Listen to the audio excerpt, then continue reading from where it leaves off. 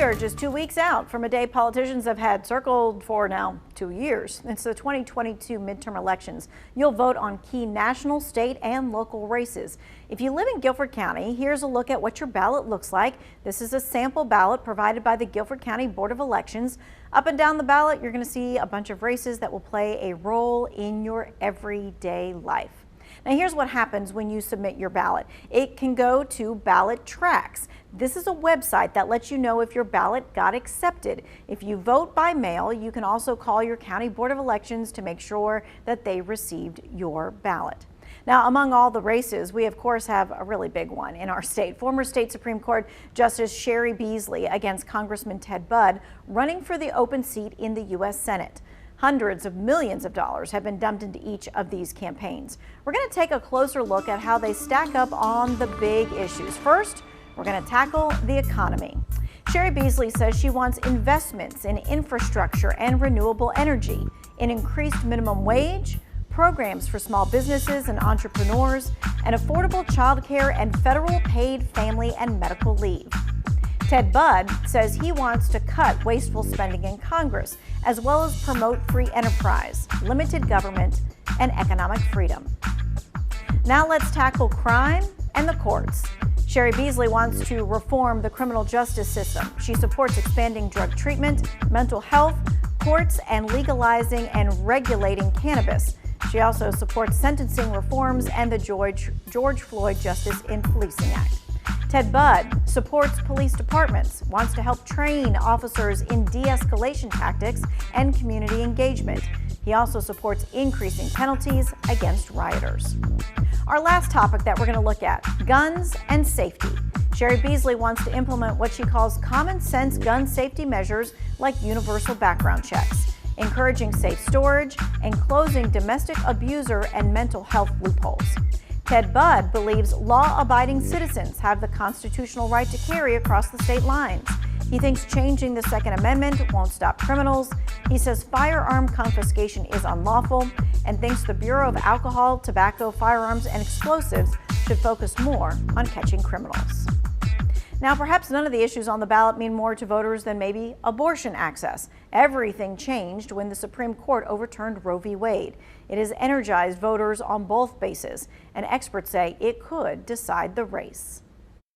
A lot of patients are coming here, especially from Louisiana and Texas. Kelly Flynn runs a women's choice clinic in Raleigh, North Carolina. She says since the Supreme Court overturned Roe v. Wade, the majority of her patients are now coming from out of state. We just helped a patient from Alabama last week. They drove a 10.5-hour trip. 10.5 hours. Each way. It's an issue resonating with Democratic voters. You just pray that it doesn't happen here, but it's definitely a real possibility if people don't come out and vote. The fate of abortion access here in North Carolina all depends on what happens in the legislature. Republicans have a majority there, but they don't yet have enough seats to override a veto from the Democratic governor. That could all change after November's elections.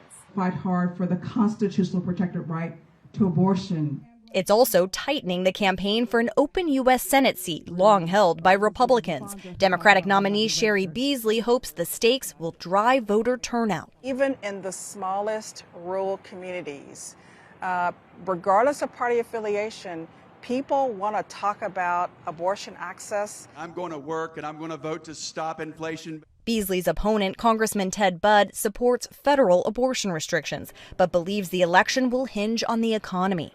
Republican pollster Paul Shoemaker says there's little upside for GOP candidates to engage on the issue of abortion. Keep the discussion about the economy. Don't have the discussion about the abortion issue because, quite frankly, he runs a risk of stepping on his base enthusiasm for turning out.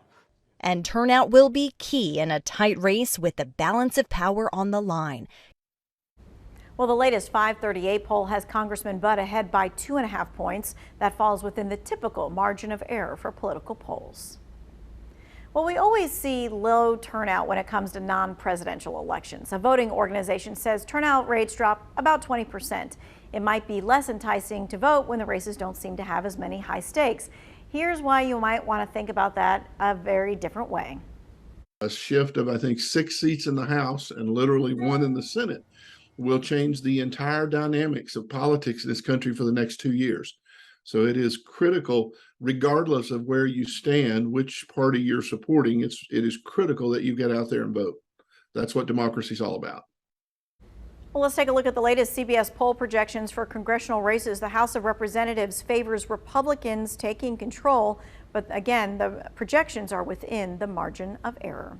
CBS says the Senate remains a toss-up, and how you vote in the midterm election, of course, could be that deciding factor. Elections are one of the most direct ways you can make your voice heard. We want you to have all the tools that you need to use it. If you head to WFMYnews2.com, we have a comprehensive voting guide. It explains everything you need to know as we get closer to Election Day. We'll be right back.